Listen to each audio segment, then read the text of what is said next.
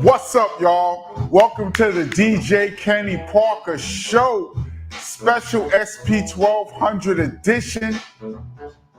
I normally come to you guys on a Tuesday, 8 p.m. Eastern Standard Time, but we're going to do some Fridays. We're going to call it Summer Fridays. For those of you that might recognize this beat right here, it's a loop of the record that KRS-One did on the Boogie Down Productions album called Edutainment. It went breath control, breath control, breath control, styly, breath control, low, breath control, low, which probably should have been a single. I'm putting this to get a little microphone check. Spook Realm 4Q, you are first in the building today. Haitian Space Program, what up? Green Lion Entertainment, Patrick Sargent. Let me scroll down and see if y'all can hear this. Green, Jay Woo, what up? Green Lion Entertainment recognizes this. Okay, I think we got a good sound check. I think you guys could hear it clear. This is part 2 of the SP 1200 series. And last time we got through a few, and this time it's going to be a little shorter. We have this many beats to get through. And the rules are each disc has to be at least 25 years old, which these are. And I have no idea what's on these discs or if they're even going to load. So that's it. We're going to start with the very first track is called Ill Intro. So at some point, I thought this intro was dope. And so I called it that. We're going to see if it loads. And this just doesn't even try. Let's see.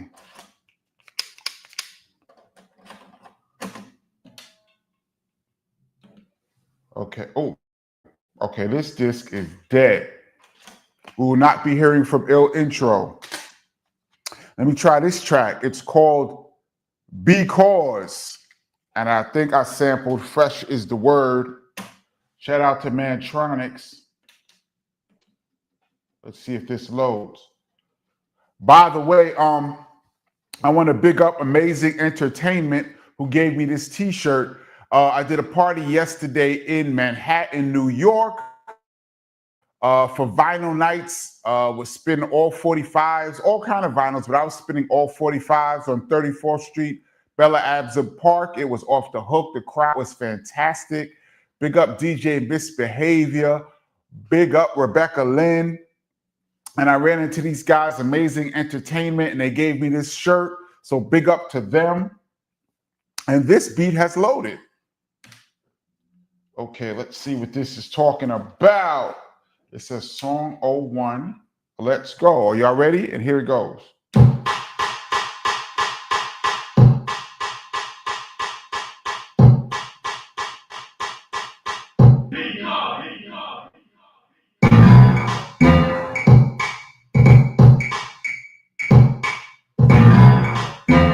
This sounds similar to the piano beat that I had. This sounds similar to the piano beat that I had the other day. Let me turn this down a little bit so I don't kill the neighbors. It sounds like a remix of the piano beat that I had the other day. Yeah, this sounds similar. I probably made this around the same time, or the other one might be a remix of this, or I don't know, but that was called Because. Fresh is the Word. This right here is called Beat for Will. You cannot see it. It says Beat for Will. And Will is legendary BDP member Willie D.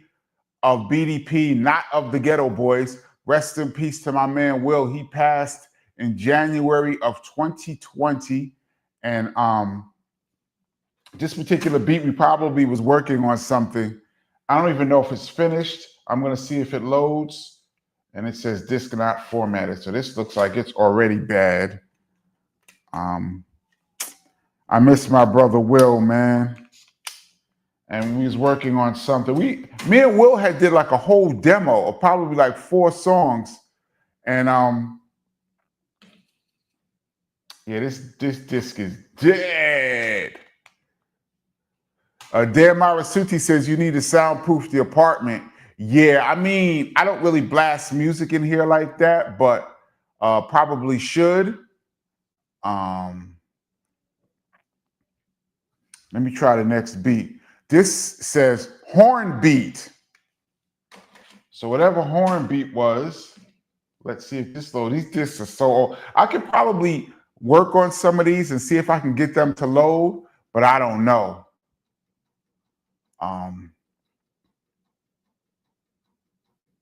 Let's see.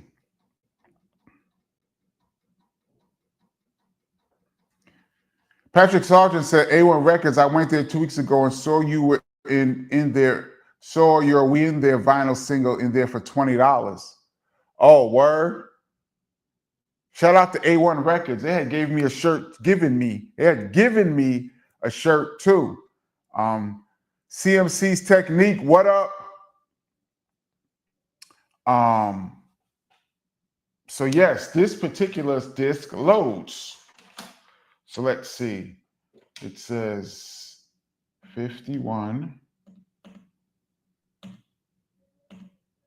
and the tempo is 94.8.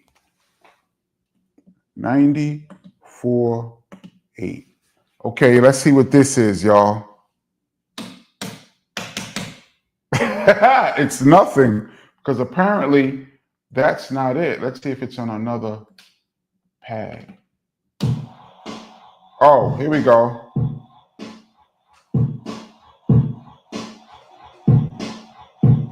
That's all it's playing so far.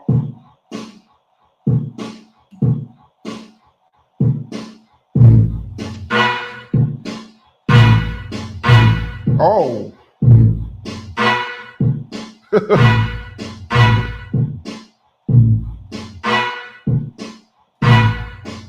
It's called Hornbeat. I believe I made this in like 93. This disc has to be over 30 years old. And it's real simple. There wasn't much going on. It's a little bass.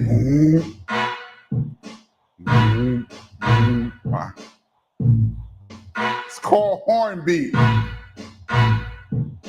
Let me bring the snare up.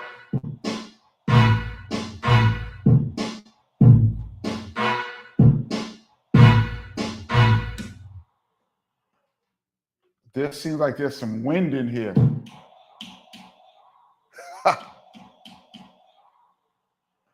I haven't heard this. I vaguely remember this. This had to be at least 93, man, 94. For some reason, I titled this Rent Due Spare. So I don't know what my rent was due on that day. And so this must be a copy of My Rent Was Due. And that's a hilarious title, actually. We're loading that up. Thomas Breeze says, what up, KP? Did you produce Lost Ones for Lauryn Hill? Sounds similar to your production. No, I did not. Although I do believe the drums are from Criminal Minded album. It sounds like Superho.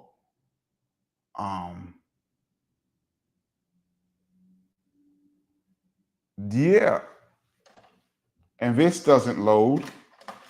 So whatever Rent Due Spare was, it has sold me out.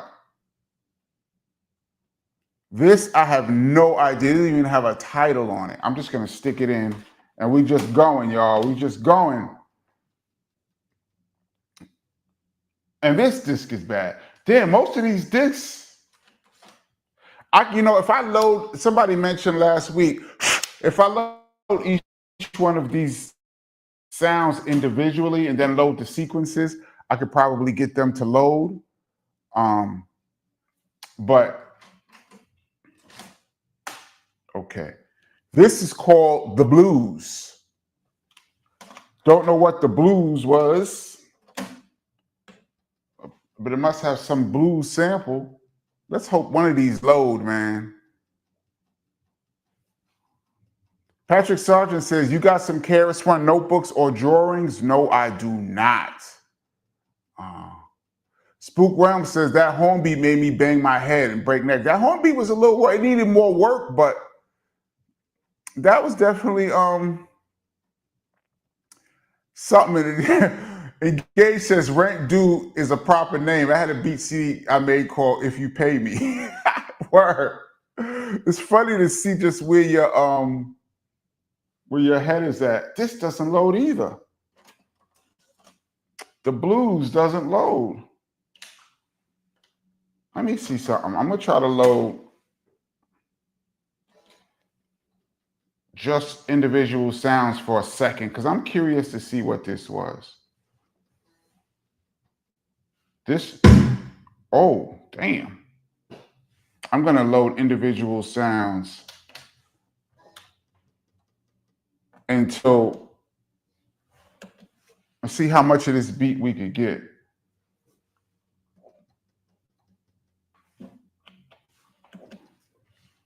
Can y'all bear with me for a second? I got two sounds. Well, whatever this was, that was the kick and snare. I'm gonna see how far I could get with this beat. Because sometimes it's like one sound that's corrupted that destroys the whole thing. By the way, if you guys could hit the like button, that would really help the algorithm. So we can get like-minded individuals to check out the show. For those that's just checking in, this is the DJ Kenny Parker Show Friday edition. We're just playing beats off the SP1200, seeing what discs will load. This is part 2. I hope all of you guys checked out the part 1. The part 1 was kind of dope because quite a few of the beats loaded. So this looks like the sounds are loading on here, but I would probably have to go through all. I'm not going to go. Let me just try to see if I can load one more and see what was on here. And then I'm going to move on because I didn't really do this for any of the other ones, but okay. And this ain't even doing nothing. All right.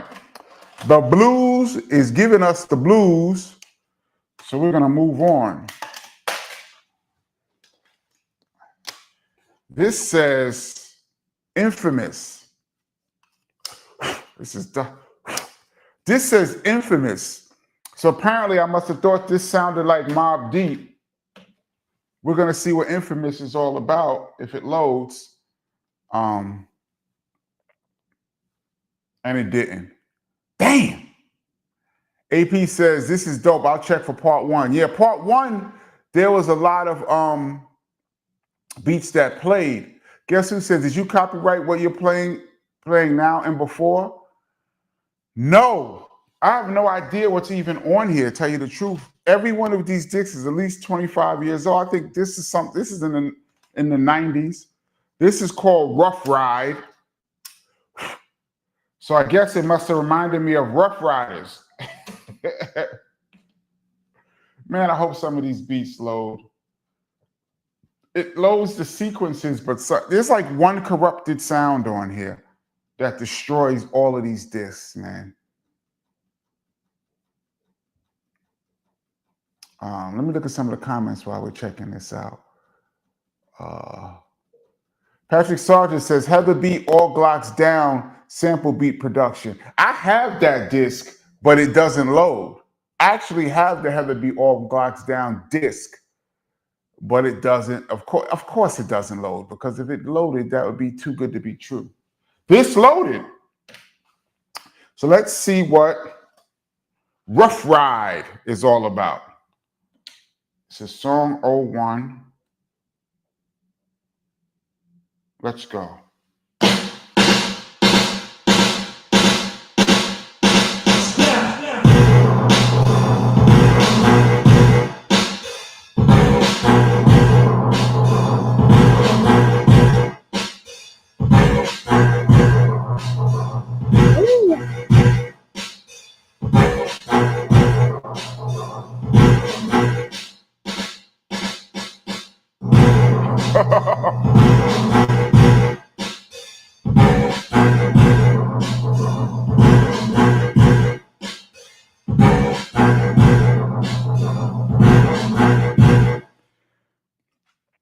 Rough Ride. I don't know, maybe it sounded like DMX.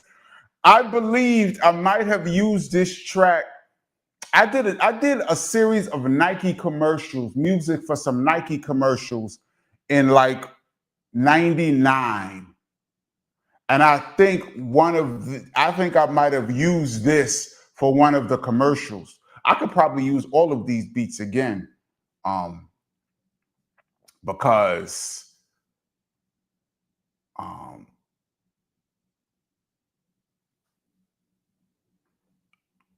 Patrick Sargent says, "Dag, that's hot. Thank you." Let me play it one more time so you guys can hear it. Rough Ride.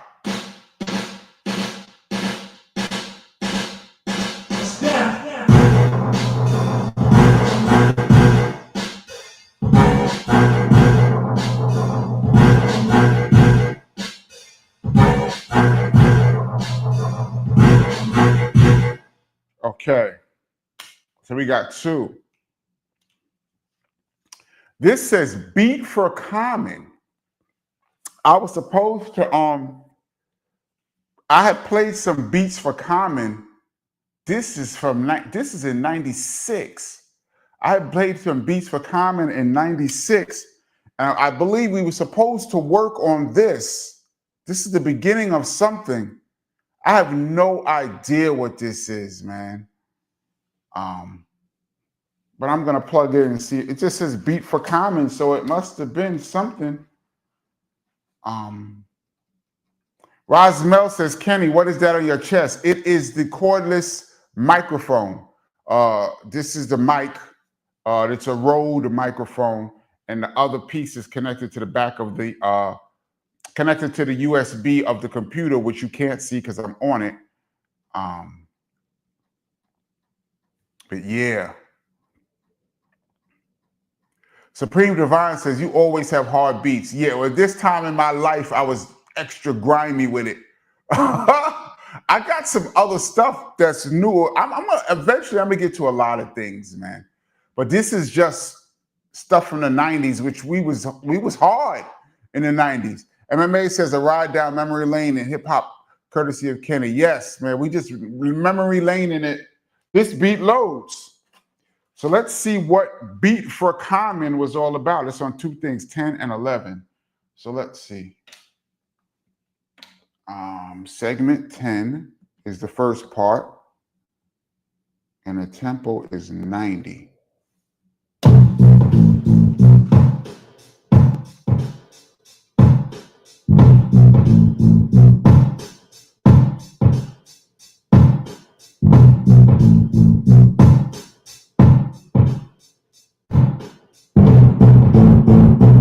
Oh, this bass is... I can't find the snare. Oh. And it says 11.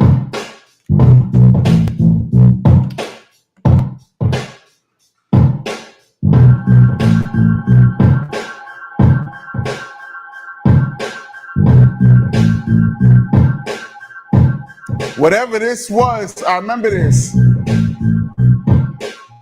I had played some beats for Common, and he had liked this track.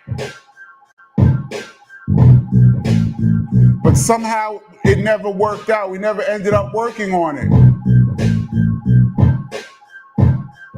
Woo.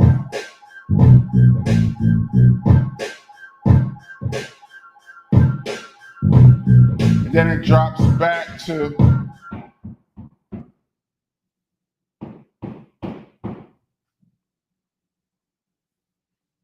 let me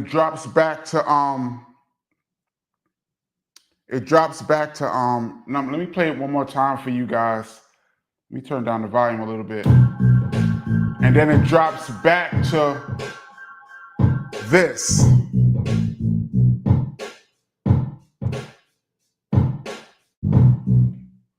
So apparently this beat, it sounds like somebody's knocking, right? It sound like the neighbors. I'm gonna have to have a talk with them. It sounded like somebody was knocking, right? We're gonna see in a second. Common and KRS said this would have been dope. Common and KRS would have been dope, and Gage says, yeah, it probably would have been.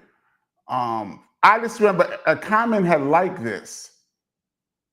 TMC says you got to get Common on it.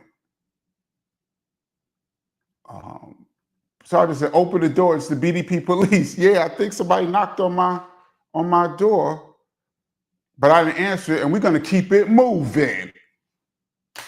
Okay. The next beat on here says Barry White Spare, and I do believe we had a Barry White.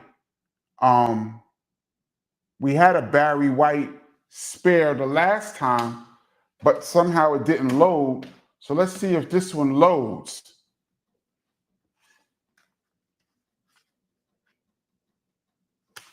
Let's see if this one loads.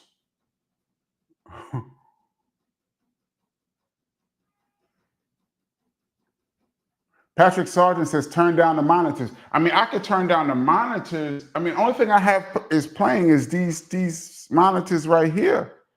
I could turn it down. I don't know why, man, you know what? Why should I turn it? I mean, I'm not trying to blast my neighbors. It's only 8:22 Eastern Standard Time. So they might have to deal with it. I'm gonna turn it down just a little bit more. Let me tell you if you guys can hear it. What's this? Can y'all hear that kick and snare? It's kind of low, but Allen Music says, Dan, the neighbors know that Kenny Parker's in the building. My neighbors don't know me at all, actually.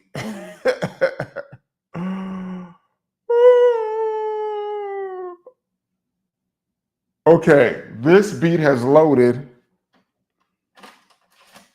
So we're going to play, it says Barry White Spare. But it doesn't even have no tempo or anything. So we're going to try to figure it out right now. Well, it's not that. How about this? It's not that. A light came on, but nothing came on.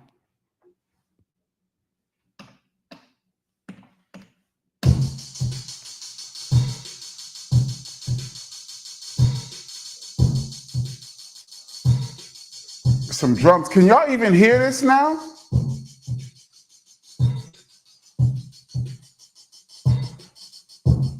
We're going to try to see if we can get the rest of this to load. Oh!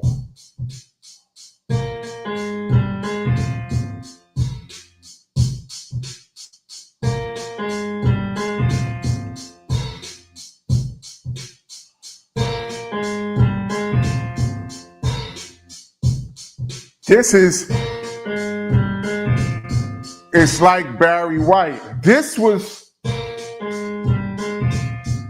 I can't find the snare on here. That's the hi-hat.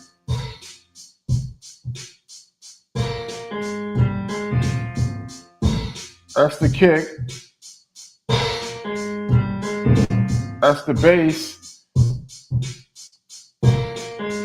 I can't find the snare on here, but this was also going to be something for me and Heather B to work on in like 98. That's why it's called Barry White, because the dun dun dun dun dun, that's what that was.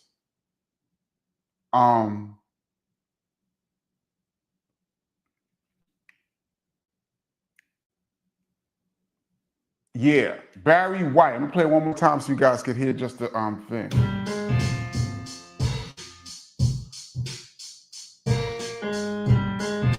So this says Barry White is. Oh, let me see something. Marquis says Barry White is smoothed out. Yeah, all the beats weren't hard. I'm glad you guys can hear it. I'm gonna deal with my neighbor as soon as I get off of this live. I'm gonna go next door and we're gonna have a conversation. I'm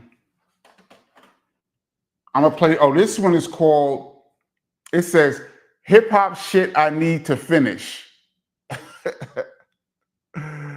Hip hop shit I need to finish. That's all it's called. So that means it's not finished. And I'm gonna see if it loads.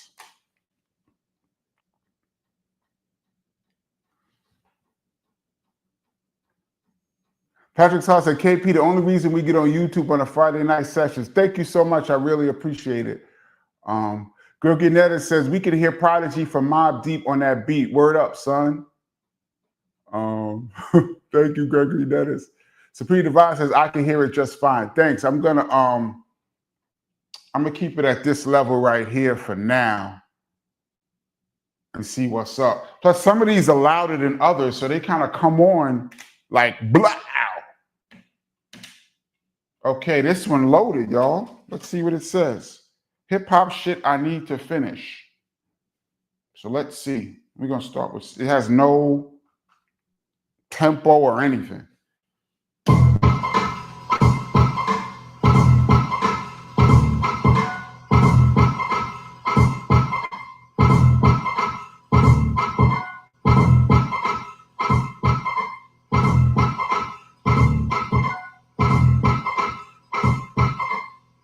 This is kind of funky. Let me see what other. Hold on, y'all. Let's see what this is. This is just, I guess, the breakdown. And then it does this. Where's the snare?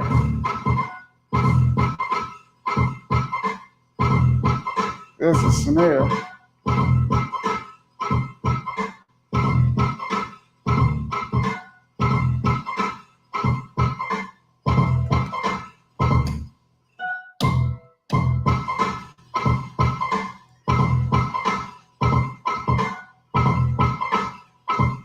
This is kind of funky. This is called hip hop shit I need to finish.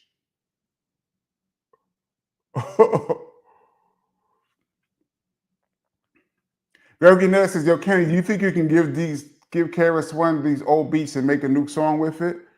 I don't know. It's possible.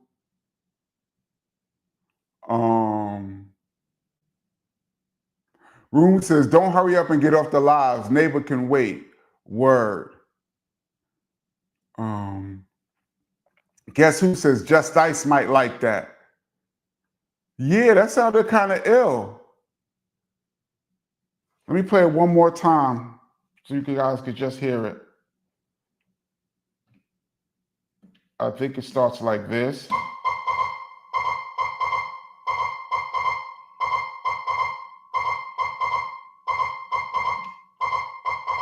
And then this happens.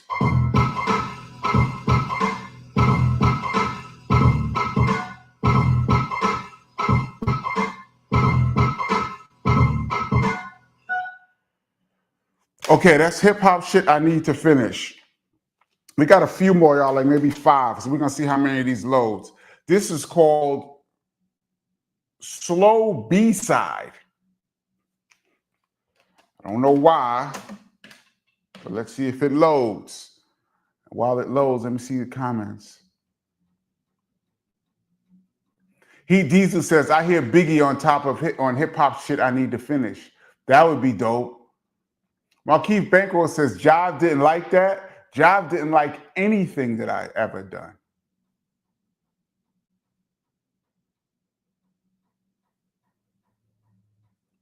Greg Gannett says, that's a big beat, Kenny. B-I-G. Word? Dole Dempsey says, this is a great first time watching here. Oh, thank you, Dole. We got a new new person on the check-in. Dole, we normally do this on a Tuesday, 8 p.m. Eastern Standard Time, but we're also doing some Fridays too. So we might call it Summer Fridays or whatever. And this is the second edition of the SP1200s. We're just going through the SP1200s and SP1200 discs to see what plays. And all of these discs are at least 25 years old. That are the rules. And I have no idea what's on them. And so we're just playing them. MMA says, welcome, Doyle. Dale, I'm a little far away from the computer. I'm sorry if I got your name wrong. Bugging. However, this disc loaded. So we're going to see what's up right now.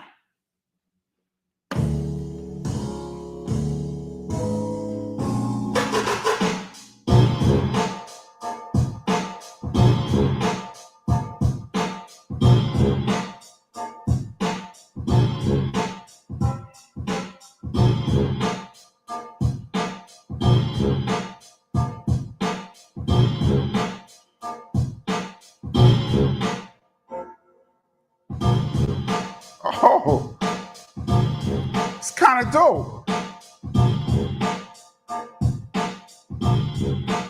Let me play the intro one more time.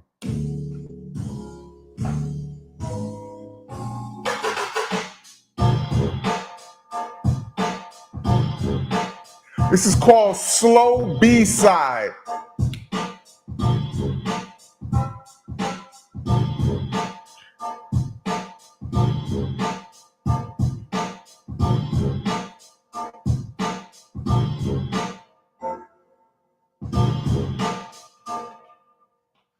Slow B-Side. I kind of like that. Wait, let me play. I just want to hear that intro come on one more time.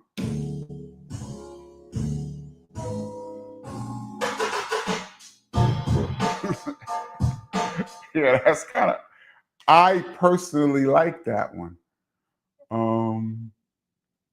Let's see. Kennard says, I can hear Guru on the last beat. Patrick Sargent says, smooth. Yeah, some of these aren't crazy hard, plus the volume is down now. Patrick Sargent said, Planet Asia vibes. Word? Spook Realm says, Red and Meth all day. Chill 7 likes this.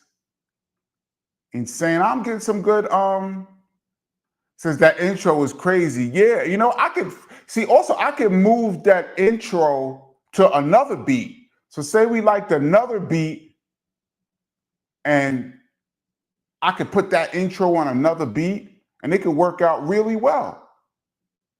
I like that. I'm gonna keep that in the pile. All right, let's see. I got some new comments here on the bottom.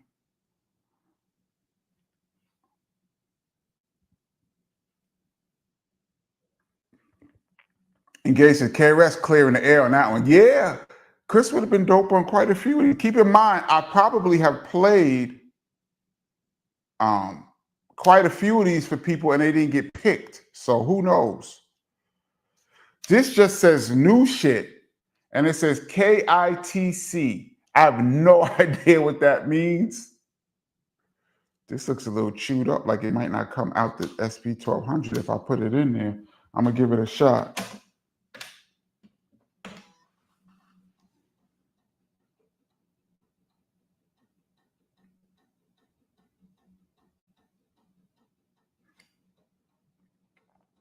Papa Sincere says, peace, KPZ, peace. Those joints can still get money and there's a big market for boom bap generation people. Yeah, I mean, I'm gonna,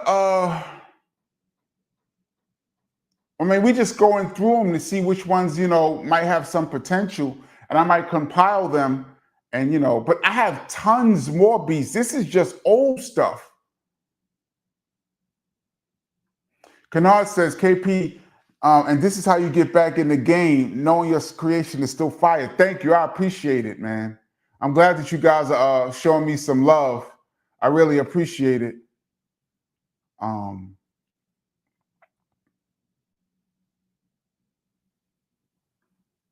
David Scott says, release a drum kit, low overhead and lots of upside. Yeah, I could probably do that. I got tons and tons and tons of drums, especially from this era. This beat loaded too. Are we on a roll? So it says new shit KITC. Let's see what this is. It says 00 and the tempo is 93. Oh, enter. Okay, let's see.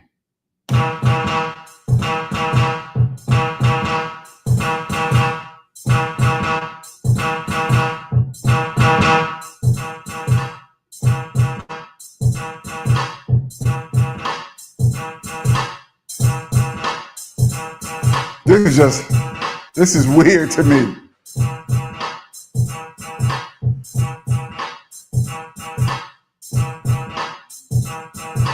I don't know what KITC stands for.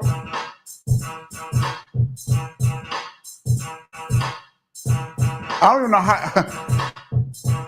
how do you flow on this?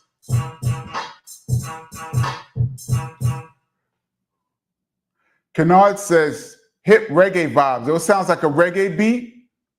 Sweet Goldilocks, what up? Thank you for the love. Gregory Netta says, almost sounds like Tribe Hot Sex on a Platter. It kind of does sound. Maybe I was inspired. You know how much I love Tribe on here. Maybe I was inspired by that. AP Pro says, I like the bounce. I'm going to play this one more time. Just KRS in the crates. I'm going to play this one more time just so y'all can hear it. It's called KITC.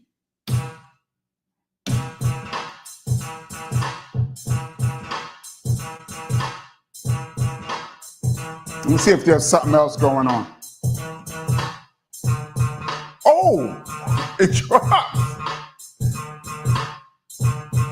Oh, and then it comes back up.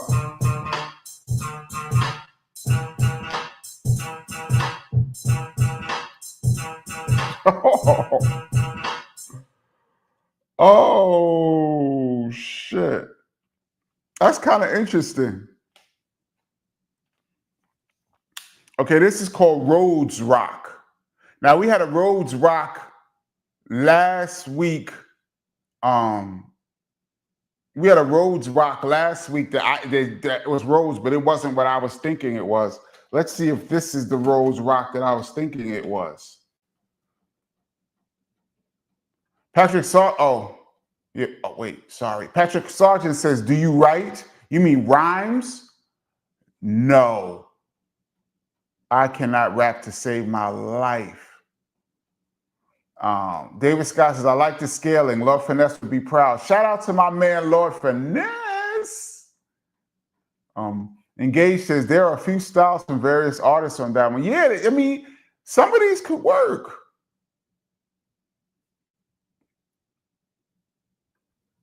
Marquis says, Pharoah Munch would rip that KITC. Yeah, it has like a weird kind of bounce. Heat Diesel says, Buster would kill.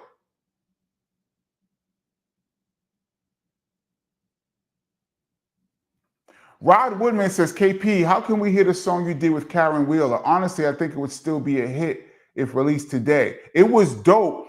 I played the beat on the last SP1200 live. I played the track that I did with Karen Wheeler, but there's no Karen Wheeler, obviously, but I have the cassette. I wanted to talk to her before I just played any of her music. Maybe I could play a snippet of it. That would be dope. Takashi Mandela, long time. What's good, brother? How are you doing? Says DJ Kenny Parker, what's going on, my brother? Do you have any remixes on floppies yet? You mean remixes like remixes of what? What we're doing here is just playing beats that I had laying around. beats that I had laying around. So I don't even know. They're not even remixes because most of these never really came out. You'd have to be more specific on that one. But thank you so much for your contribution to the channel. And actually, I'm thinking about my neighbors knocking on a thing. These speakers don't even have any bass. These Yamahas has to be the quietest speakers you can get to monitor. So it's not really bumping that loud to me. But we're going to get to the bottom of this when I get off. This beat loaded. We're on a roll, y'all. This is called Rhodes Rock. Now, we had a Rhodes Rock from last week, so let's see if this is the same thing. Oh, no, this is different.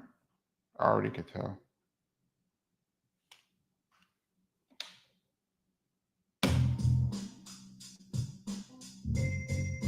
Oh.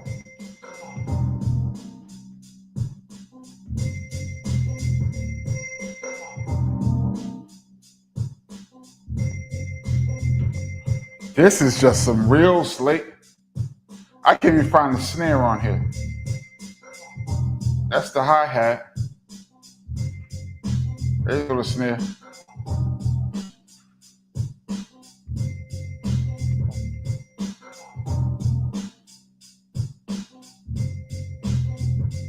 This is some smooth. Y'all was saying, "Oh, my beats are hard." This to me is mad smooth. I remember this track. I made this in 1997.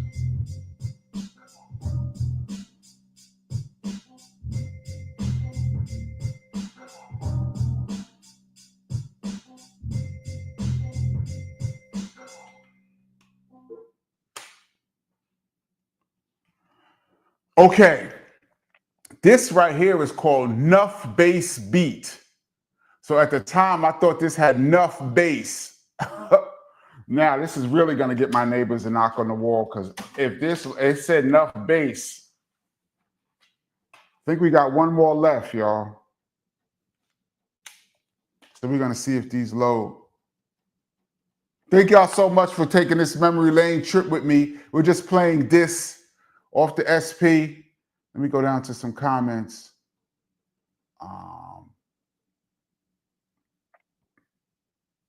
Kashi said, "This is smooth." Yeah. This is DYJ. I don't want to mispronounce the name. Says, "I just joined. Do you use samples too?" Yeah, I sample. I use a keyboard. I use any means necessary to get the sound that I want. I sample a lot, especially these discs that I'm playing are all 25 years old or older. So I was definitely sampling when I made these beats. Dale Dempsey says, "Whoa." Soldier says, "Smooth." Yeah.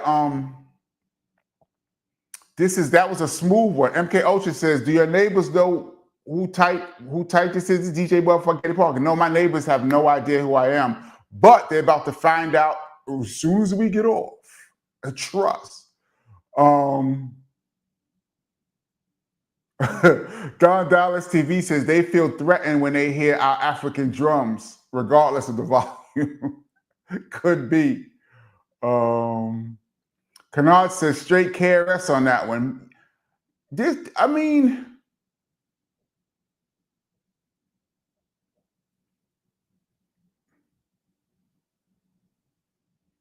David Scott says, "A lot of these beats I'm hearing seem like KRS would go bananas on. Were some of these beats made for KRS in mind?" Well, I always have a Chris in mind when I make tracks, but not necessarily. I just get a vibe and I make them. But some of these beats, I'm pretty sure I played, especially like beats that was made in 97, 98, 95. I played these beats probably for KRS, some of them, and probably for people, and they didn't get picked. So who knows? This disc didn't load. So Nuff Bass Beat did not get me evicted tonight. The last beat is called Rough Stuff. Rough Stuff. So at the time, I thought this was rough. And this is not even formatted. So this is just not going to load at all. Let me see. Sometimes it gets jammed up. Oh, no, this isn't going to load at all. Okay, y'all. That is the end of the pile and the end of the second edition of the SP1200. Let's see. Let me move up a little bit. Let me adjust this just a little bit higher. Yeah, so we went through them beats. We probably got what, like 5 or 6 of them to play? You guys let me know if you heard anything. I mean, I'm getting some good feedback in the comments. You guys let me know if you could hear any anything that sounded like it had potential. Christopher says D'Angelo type beat. Yeah, I can hear a D'Angelo one there. Dusty Mike says, good looking out on playing them. Thank you, guys. I was really a little apprehensive because, you know, the internet is brutal and people will rip you apart, you know, but when you put yourself out there, I mean, the only way, you know, you can move forward is you got to put yourself out there. So, and you got to have thick skin, but you know, we're a community here. So you guys have been kind to me. We probably listened to the That's Loaded. We've probably this is part 2, between part 1 and part 2, we've probably heard what? 15 tracks, maybe? Probably heard like 15 tracks from the 90s.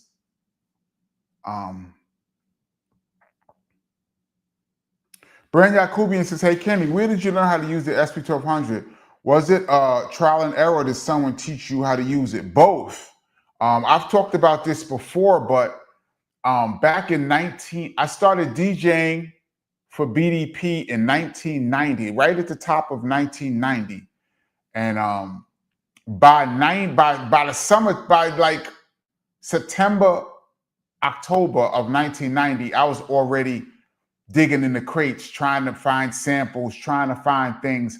And I was like bringing music to the studio and giving people breaks and records that I found. And I took some L's in the beginning. Maybe I'll tell some epic fails on how I got jerked early in my career, not knowing that I was actually producing, not thinking that I was. And by the end of 1990, say December, I mentioned to my brother, KRS-One, for those that don't know, that I wanted to get into really, you know, start making beats. So he said, oh, really? Here, take this SP1200. We had an SP1200 that we used to rock on the road with just beats in it. Beats that was already programmed. I didn't even know how to work it. He said, here's the SP1200 and here's the instruction booklet. And he gave me the instruction booklet, which I still have. I think I showed it on this channel. And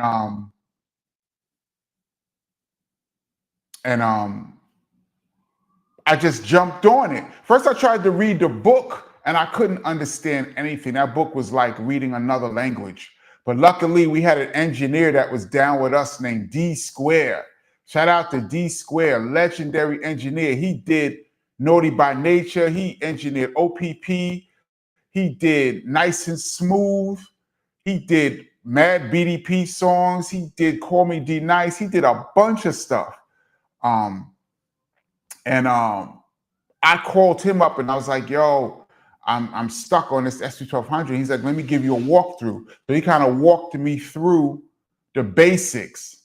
So then once I got the principle of what I was trying to do, then I went back and then I just got on and started banging out. And I figured it out, not with the book, but just from getting on there. But once I got the understanding of what I was trying to do, it took me about a month, and then I was making loops. And then about 6 months after I had the SP1200, Chris came back to me and was like, okay, so what do you got? And that's when I started playing music that would end up being on the Sex and Violence album. And the very first beat that I played him for, that I did on the SP1200 was We In There. So that was 6 months into me learning how to use the SP1200. I did that song. And then I did subsequent songs after that. So long story longer, that's how I learned how to use the SP1200.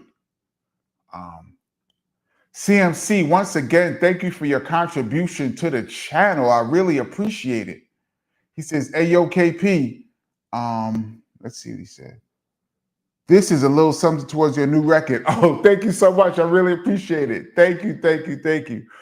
Yeah, maybe I'll hit up A1 Records and buy some samples or put out a break album. You guys can't see behind this speaker over here is two of my break albums that I also did in the 90s.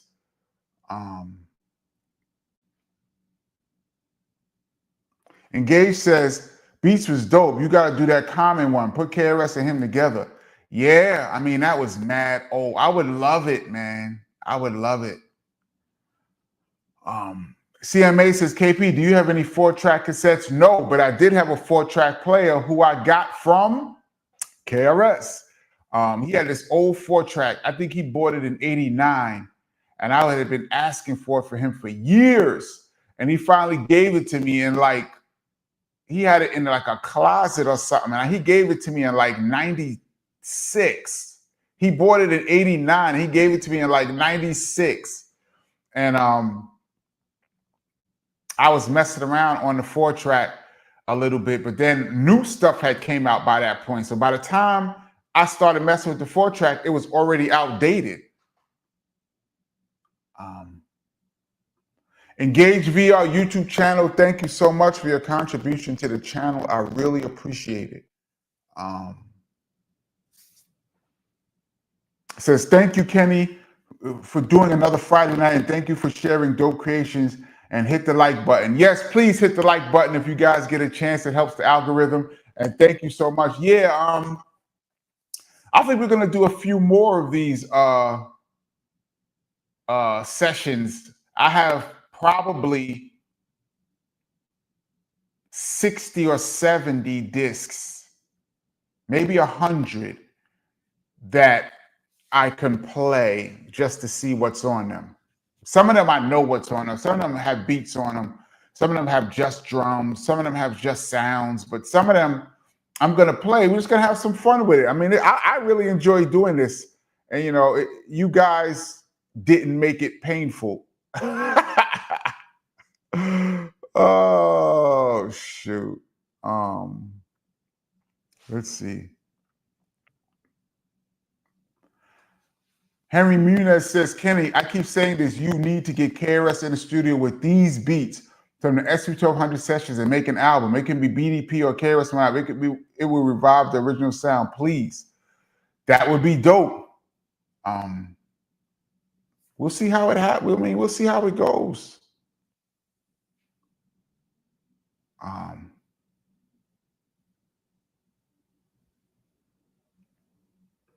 My Eagle Wolf says the piano beat is still on fire. Yeah, the piano beat seems to be the one that's the most requested. That was from last week. If you guys didn't check out last week, that piano beat, which was the first beat I played, ended up being fire, man. David Scott said, how about a live cook-up show showing you going through the whole process? Yeah, I could do that. All that's in the works. MK Ultra, I love that name. Thank you so much for your contribution to the channel. So shout out to our host, DJ KP, and the best chat on YouTube. Thank you so much, man. We just having fun. I really appreciate you guys for coming on with me. What time is it? We only been on for 54 minutes. Let me go back because I missed a lot of comments. I'm going to scroll back and then I'm going to double back.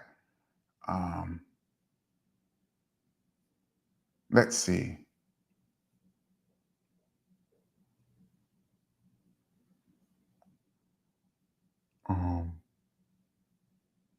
Jason Wall says Rough Stuff and Danger Drums. Oh, that's your pick. Danger Drums was from the last live. Rough Stuff sounded kind of dope on here. Rough Riders, I think it was called. Rough, something like that.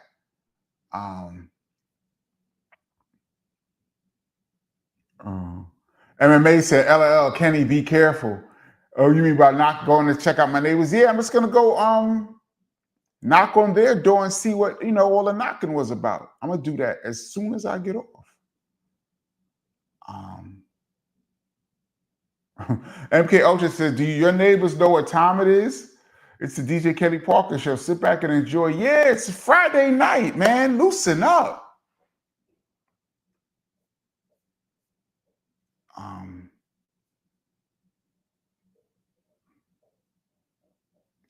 Oh, Spook Realm says, stop ignoring me, you jive turkey. Yes, we bring it back to turkey from the 70s. He says, LOL, plug the book. My brother's name is Kenny. Oh, wait, I don't even have the book. Here it is. I'm plugging the book. My brother's name is Kenny. The true origin story of BDP is packed full of stories, behind the scenes, the real story. The link is in the description below. For all the people out there that's already got the book, thank you so much. A lot of the questions people ask me on this channel, I go into great detail in the book. So please check out the book if you get a chance. Or just check out the reviews. The link is in the description below. David Scott said the chat numbers don't equal the number of likes. Hit that like button, y'all. Yes, please do. Gregory Griffin says, who wrote 13 and Good? Chris wrote all of his songs.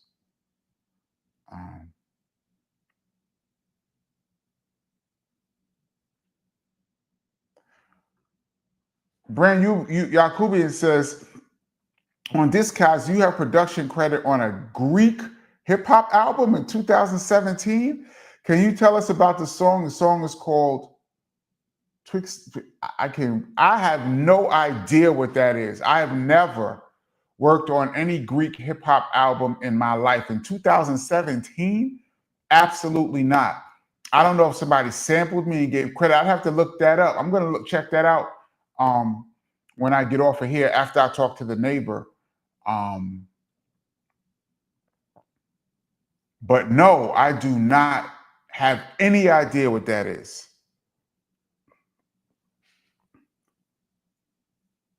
Papa Sincere says, Lloyd Banks style fit perfectly with your sound. Really? Listen to his latest and earliest and you'll see that he'll feel your work. Interesting.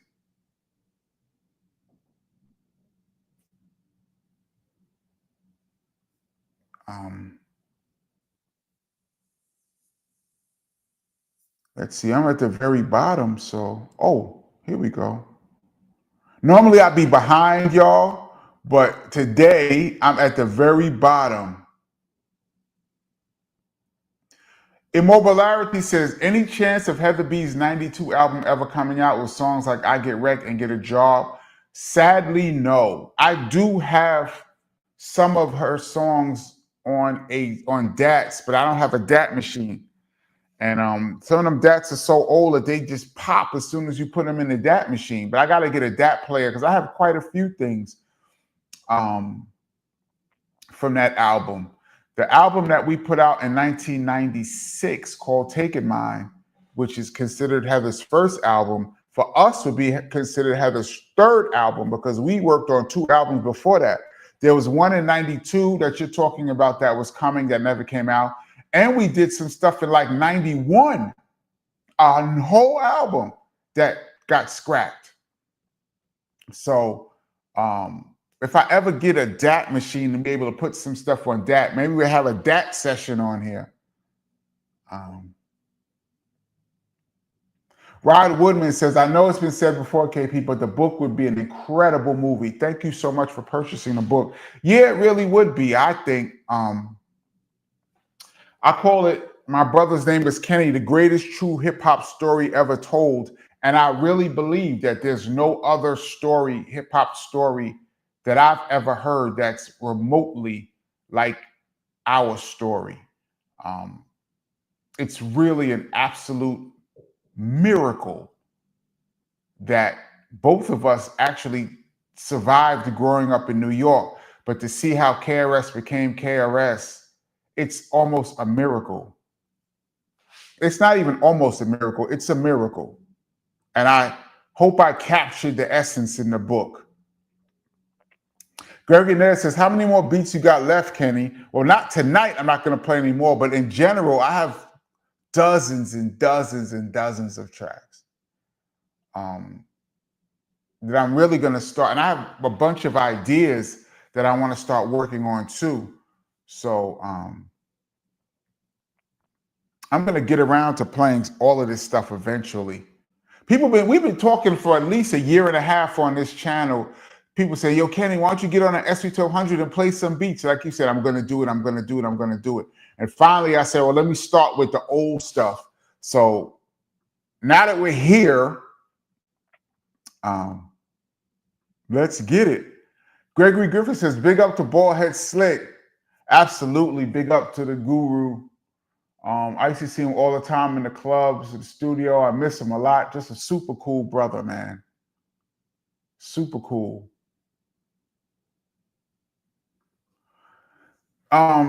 Let's Get Bread said, did your brother KRS-One handle all the dope production on By All Means Necessary? Well, I was not in the studio for the recording of that album. I go into great detail about that album, though, what I do know about it in the book.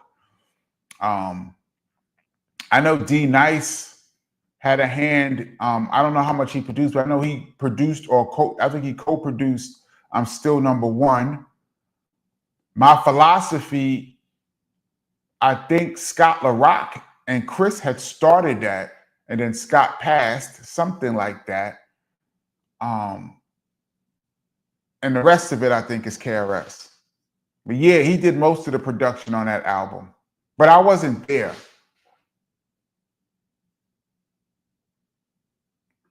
Sam M says, I have both your book and KRS as The Gospel of Hip Hop. That's dope. Thank you. I have The Gospel of Hip Hop as well, which is actually The Gospel of Hip Hop is a compilation of actually 3 separate books, I believe. Or 2, is it 2 or 3? Chris had put out these little skinny paperback books. And there was like a series of like 3 of them. And then he compiled them and made one book called The Gospel of Hip Hop. I think I have the skinny books too. MMA says, G Doyle in the building. Big up G Doyle.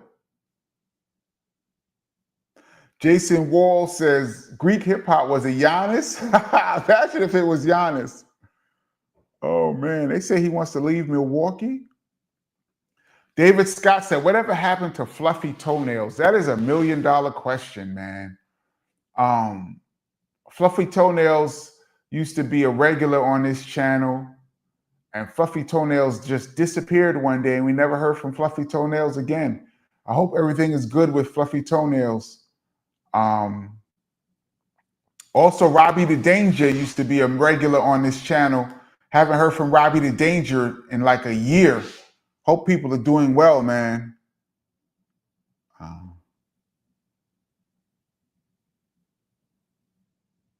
David Scott says, would the Heather Be Taking My ever get a vinyl re-release? Yo, it's funny that you bring that up. Somebody tagged me. I'm gonna call Heather about this probably tomorrow. Somebody tagged me today in a post on Instagram that said someone is re-releasing the Taking Mine Heather B album, re-release vinyl, and they're only releasing 500 copies for $35 each. And this is news to me because no one approached me about it. And I produced 9 of the 10 songs on that album. Shout out to the Beat Miners who did 1 song on there. And in the past, when people were reissuing KRS-One albums, I would get a call about certain songs that I did on the albums and what was my split, and to make sure everything is right for the publishing. But someone is putting out the Heather B album without my permission and without reaching out to me, and I own my publishing. So I absolutely should have been spoken to about that. Now, I don't know, I haven't spoken to Heather about this, but I'm going to call her tomorrow. We're going to get to the bottom of this because I don't know who this is, but nah, man. But to answer your question, somebody out there has just released 500 of them.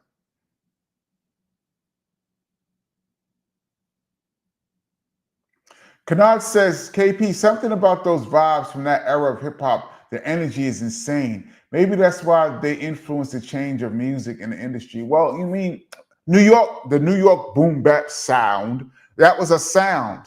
And then Atlanta came with their sound. And then the Atlanta sound got hot and everything shifted to the Atlanta sound. And which is a whole different vibe. It's just a whole different vibe. You know, maybe the pendulum will swing back. Who knows?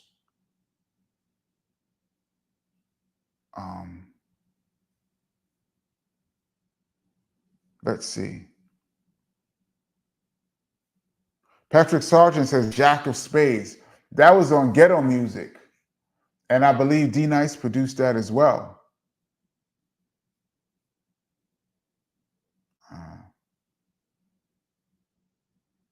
Hard Cold says it seems clear that Scott was important to the initial fleshed out sound of the classic BDP. Absolutely. I mean, Scott produced, what was it? 9 of the 10 songs on Criminal Minded. KRS-One produced The Bridge Is Over. And Said G co-produced like half of it. But with Said G, KRS-One produced The Bridge Is Over, and Scott produced the rest of the album. And then they were working on stuff for new music. I guess My Philosophy was the beginning. That's how I heard it, but I would like, Chris would have to, or D Nice would probably explain better than I did. But as I heard it, they were working on My Philosophy when Scott passed. That's how I understand it.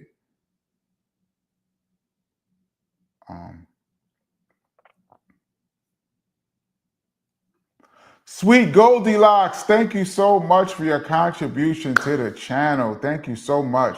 Says Kenny, you know how much I love you. Please stop giving me the runaround with the audiobook. I need a date, please. I'm just about. I keep saying that, but I'm just about. What happens is it's very tedious, and I have to go over. It's recorded, but now I have to edit, and I have to really go over almost every sentence to make sure everything sounds right and is loaded up. And I'm adding some other voices to it. I think in the next couple of months it should be done. It's close to being done. I think the audio book is going to be dope because I'm telling the whole story in my voice. With my inflections and stuff, so it's gonna be dope. Sorry, I don't mean to run you around. I've been working on this for at least 2.5, 3 years. Dom says I got to get that copy of Taking Mine. Yeah, somebody got it out there. Big Pass says, did you ever give Heather B her $5? No.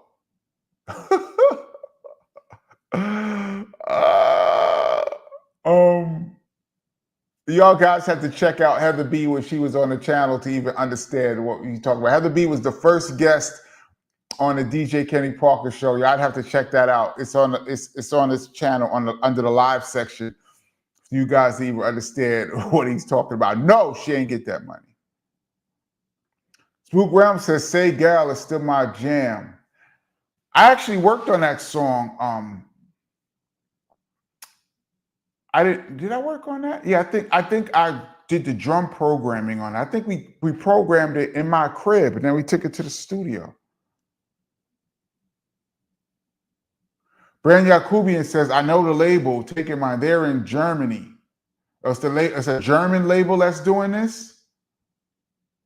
And they're charging $35?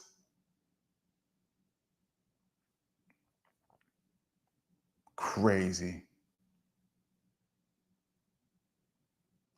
Brand Yakubian says, the name of the label putting out Taking Mine is called Vinyl Digital. They are in Germany. They're just gonna jack people and just put it out just like that. I don't understand. I don't understand that. I might have to get some business people on top of that. Engage says music went to the clubs. I guess but music was always in the clubs. I mean, went to the gentlemen's clubs. I guess the gentlemen's clubs had a different rock. Patrick Sargent says the new stuff just doesn't have that soul. That's because of lack of sampling. You got to understand that we sampled, because of sampling, we in the 80s, 90s, even early 2000s, we had the best musicians of all time backing us. We sampled the greatest jazz artists, the greatest funk artists, rock artists. We would take horns from Miles Davis, put it with the drums of James Brown, a bass line from Bootsy Collins or somebody. Like, we had the greatest bands assembled of all time behind us as our backing tracks based on sampling. So of course the music was going to have the soul. We was taking the soul right off the records and reissuing them. Nowadays you have a lot of mostly non-musicians playing things, so it's not going to have the same feel. It's not going to have the same feel.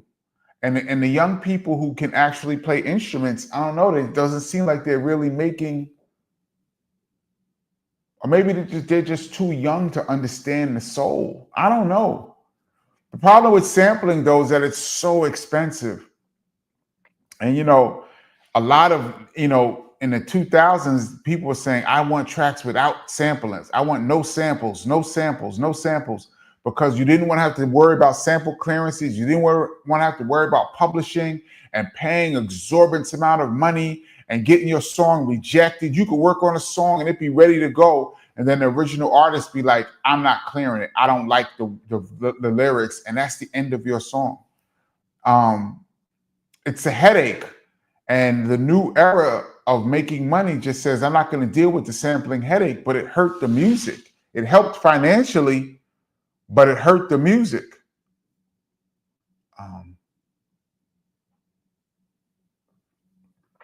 MK Ultra says, amazing how Gang Starr helped define the New York boom bap sound and was a Texas and Boston crew. Amazing. But, Preem came up under the Marley Marl era. Once Marley kicked it off, if you move to New York, if you're in the New York area around that time, late 80s, early 90s, and you just walked around and heard what was playing in the streets, and you went to the club, and back in those days, echo, echo, echo, stores used to play the radio blasting out into the street. And you could walk down the street and hear multiple stores playing the same music, same radio station. So you could walk down the street and hear the sounds that were playing. All the cars are driving by playing music. It was everywhere. So even if you were from somewhere else, once you came to New York and started getting the feel of New York, it influenced you.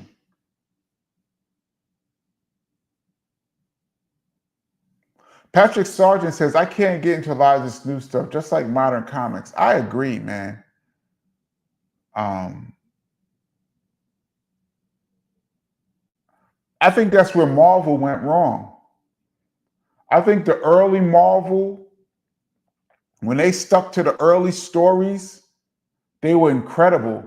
And then they went off into these other weird stories and just, I don't know, just went in another direction. That's just my opinion. Epic Green Apparel Distro says, you still keep in touch with Scott LaRock Jr. I have no relationship with Scott LaRock Jr. There's a lot to that story, but I have not spoken about it on this channel. And until KRS-One addresses that, I'm not going to address it. I've said this before, but when he does, I have things to say as well.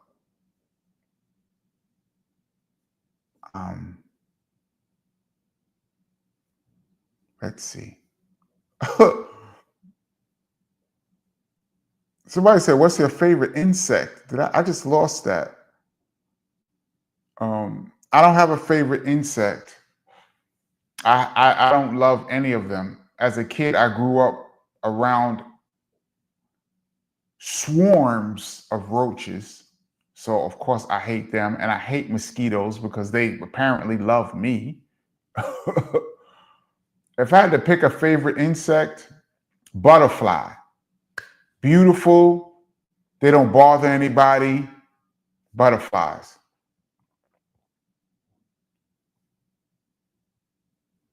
Dartmouth says, top 5 favorite Slick Rick songs.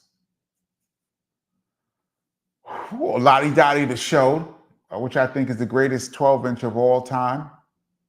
The Show A-side, Lottie Dottie the B-side, is the greatest 12-inch of all time, rap 12-inch of all time. I will put that single up against any 12-inch.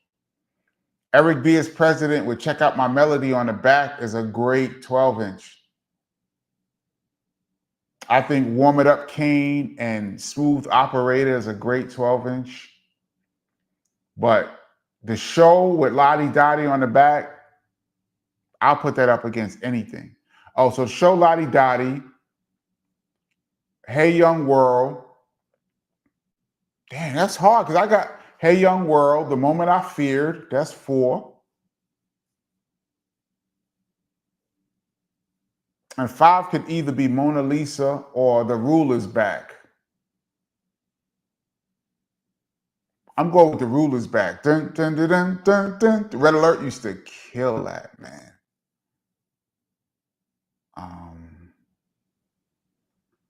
Did KRS write They Call Me D Nice? I've seen KRS comment on that. I'm going to leave that there. You have to find KRS One's answer to that.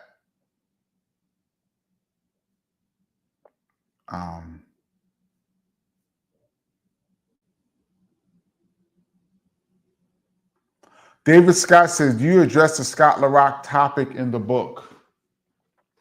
I go into great detail about my relationship with Scott LaRock in this book.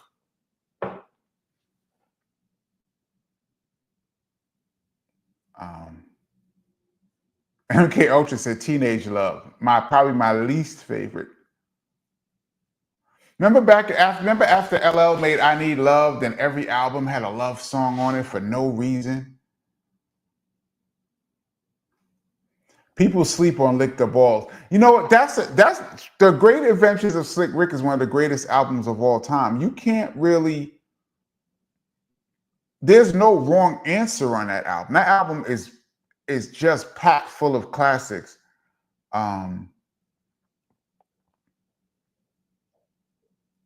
You know, that song could have probably been a single, but based on the other stuff that was on that album, Mona Lisa was not a single. It's one of the probably most popular records on that album.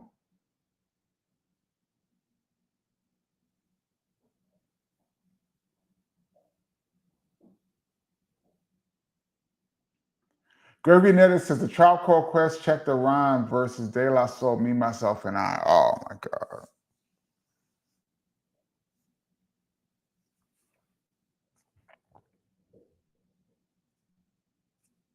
I can't call it.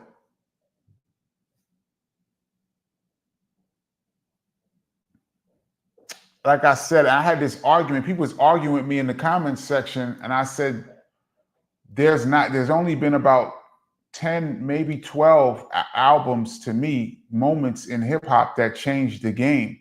One of them being 3 Feet High and Rising, and the single Me, Myself, and I, which was the lead single, and the video that really put De La Soul on the map, is one of those game-changing moments. There's people in my comment section saying, Kenny, you're bugging.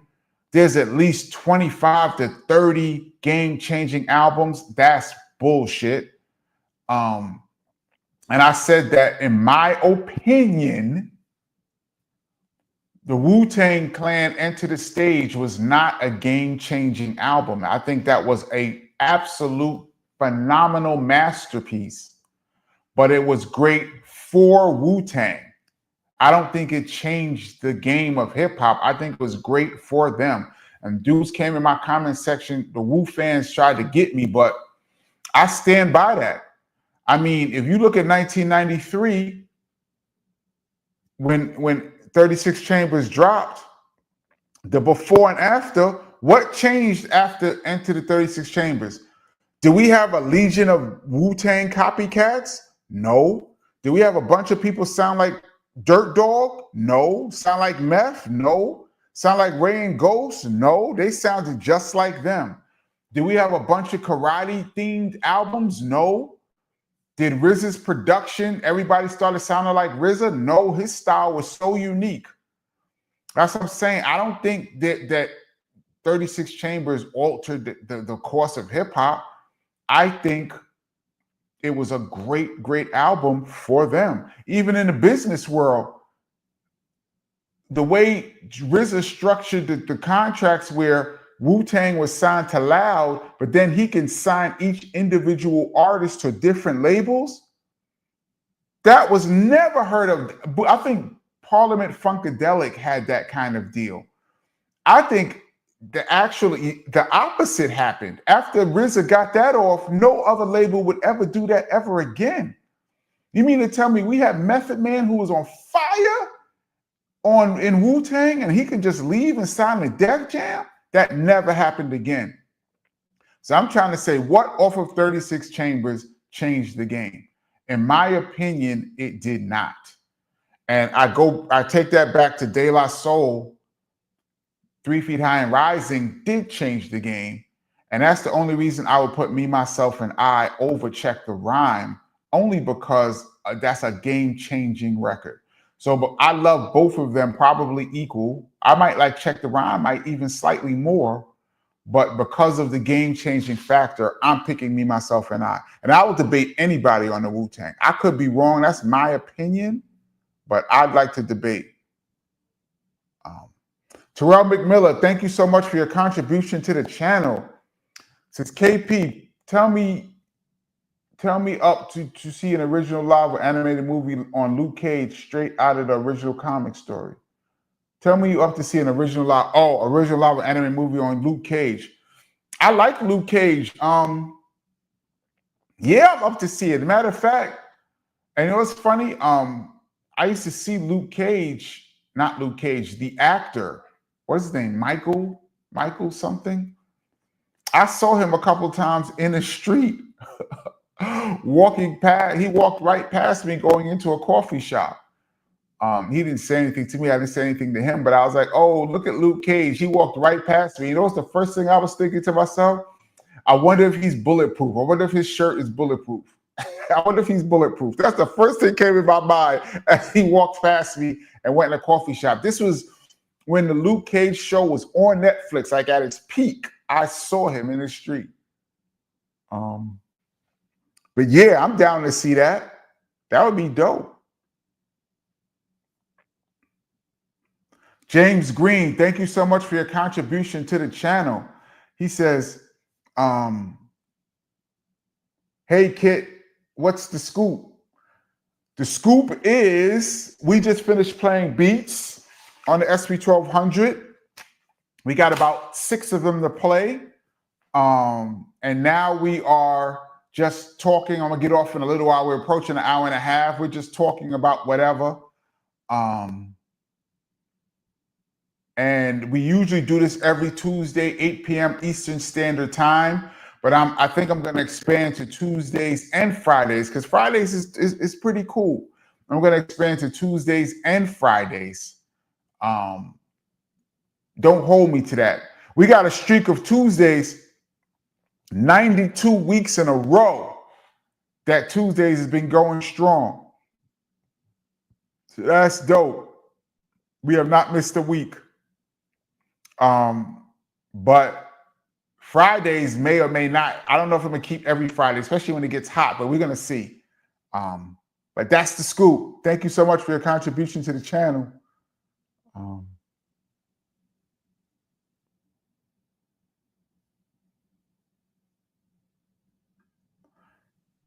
Andy says Check the Rhyme is the winner. Bill Shapiro said that's a hard one. I see Check the Rhyme. Brandon, are you Cuban? I love Check the Rhyme. You know I love Tribe on here.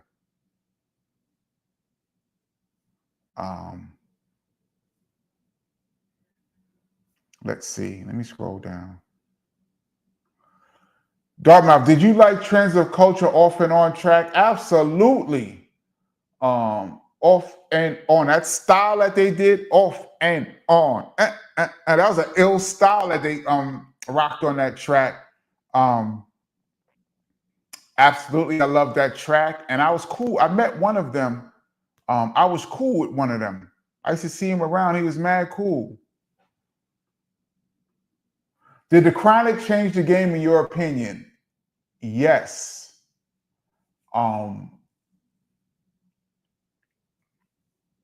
The Chronic made radio accept rap. Before the Chronic album, it was very, very difficult for rap records to get on mainstream radio, even R&B radio. They might play one record or two, like the hottest records in the country. They might play one or two, and everything else was relegated to the mix show. And even the hottest records, they wouldn't be on a lot of stations. But when the Chronic dropped, when G Thing dropped, and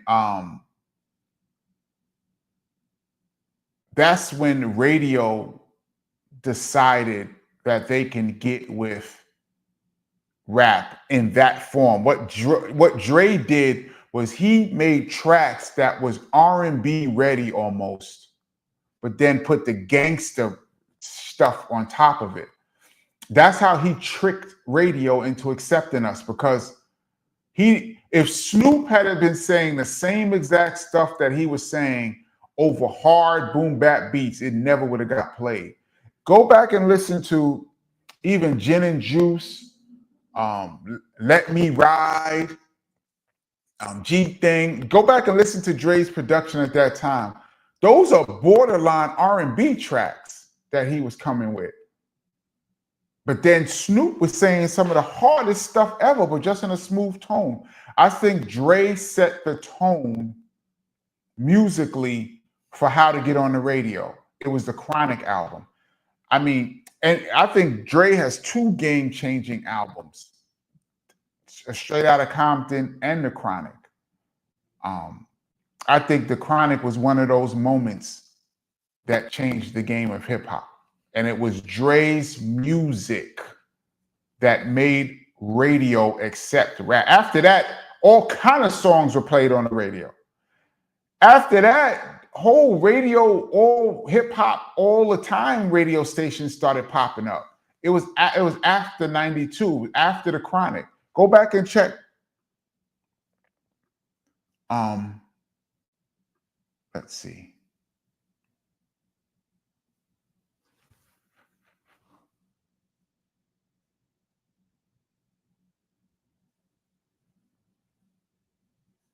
Somebody, Spook said Chip Fushnikers was before Wu regarding Kung Fu influence. They were. But it was just them. The way the RZA did it was different, though. The way Wu-Tang did it was different. They had the names and the samples, and it was just crazy. Shout out to the Fushnikins. We was on tour with them.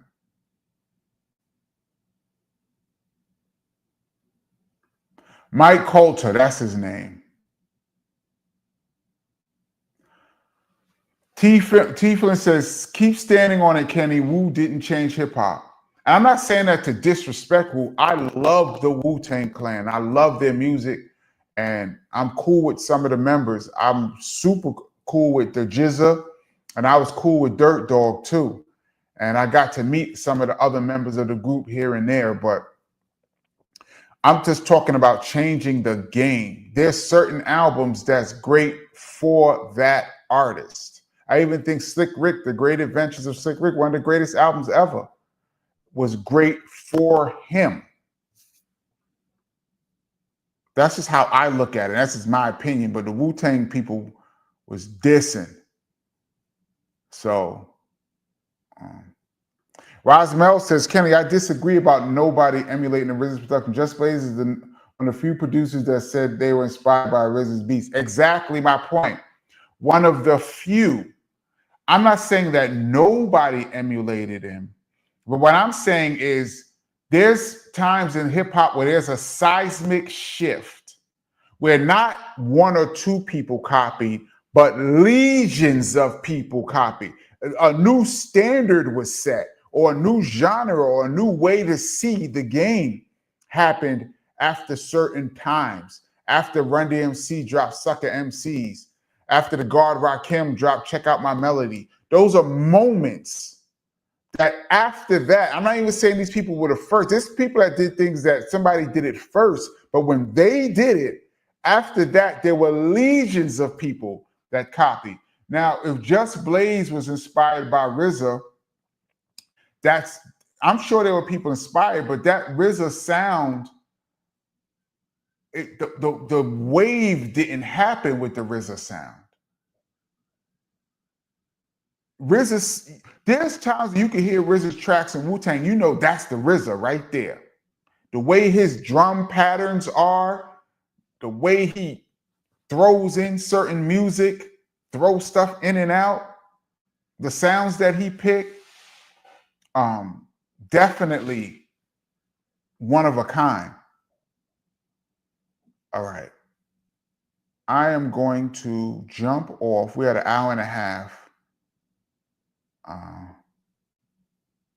Let's see.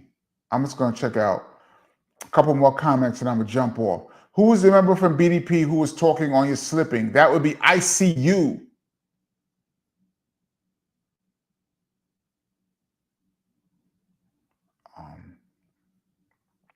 Charles 13X says, peace, KP. You should set up a P.O. box so we can send you gifts. A lot of live streamers do that. Thank you so much. That's an idea. Thank you for anybody who would want to send me anything. That's a great idea. I'm going to look into that. Soul says, OPP got radio lit. OPP was lit. Go back to 91. Rap wasn't really on the radio like that in 91. OPP was on the radio. There's a couple songs. There's a couple. But after the Chronic in 90, then into 93, that's when everything opened up. That's when the stations just started playing hip hop. Stations that never played real hip hop started playing a bunch of different songs.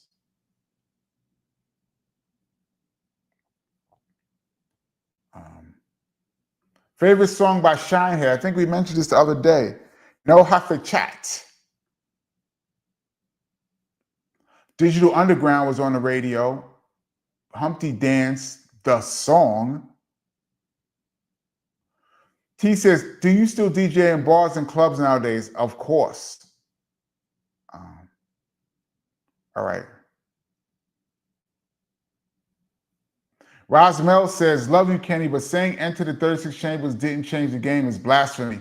I would love to debate you on that. How did they change the game? How? What happened after 93 based on the Wu-Tang that changed like a large percentage of rap? What? I don't know. Business? No.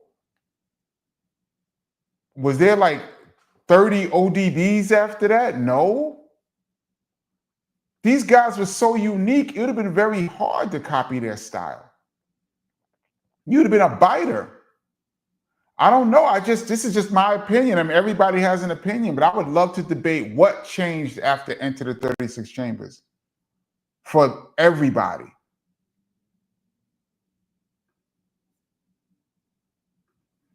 James Green, the line Rakim spit will take 21 MCs, 8 up at the same time. Check Out My Melody, that song changed the game. Everything was different after that. Crisscross Jump was everywhere. That song was everywhere. Yes.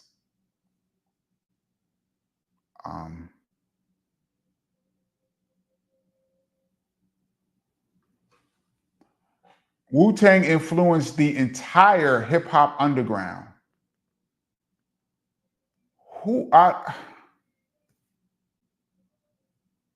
I don't know. I guess. Phyllis says, Enter the 36 Chambers, great album, but no other album sounded like it. That's my argument. No album sounded like it before or after, except more Wu-Tang, except Purple Tape and these things. Nothing else sounded like it.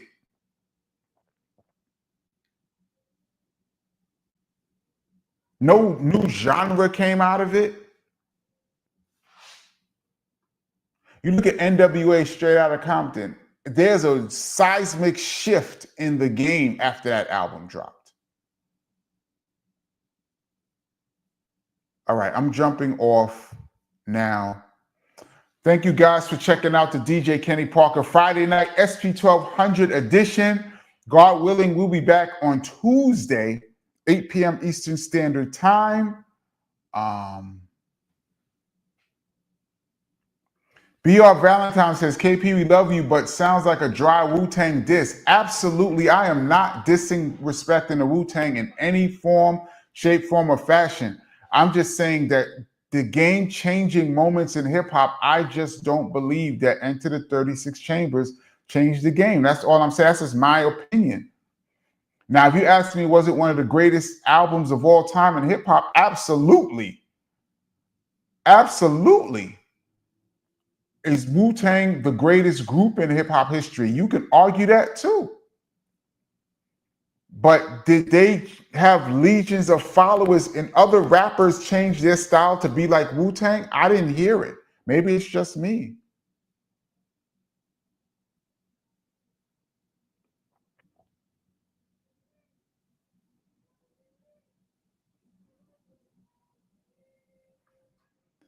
Gregory says, but Kenny, a lot of people didn't sound like a Tribe Called Quest and De La Soul. I'll get back to that on Tuesday.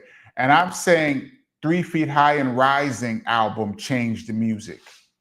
And I'm gonna get to that. I'll go deeper into that on. I didn't say Tribe. I said 3 Feet High and Rising. That album was one of those moments. But we could talk about it more on Tuesday. Dear Marasudi said Wu-Tang had nothing to do with the underground.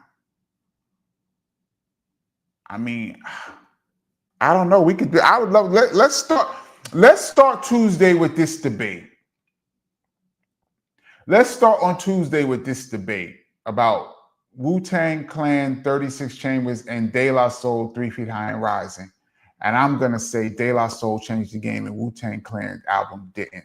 And we're gonna start on that note on Tuesday.